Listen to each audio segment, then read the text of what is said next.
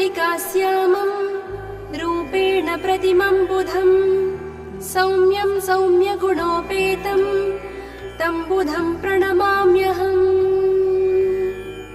देवानां च ऋषीणां च गुरुं काञ्चनसन्निभं बुद्धिमन्तं त्रिलोकेशं तं नमामि बृहस्पतिम्। हिमकुन्दमृणालाभं दैत्यानां परमं गुरुं सर्वशास्त्रप्रवक्तारं भार्गवं प्रणमाम्यहम्। नीलाञ्जनसमाभासं रविपुत्रं यमाग्रजं छायामार्ताण्डसम्भूतं तं नमामि शनैश्चरम्।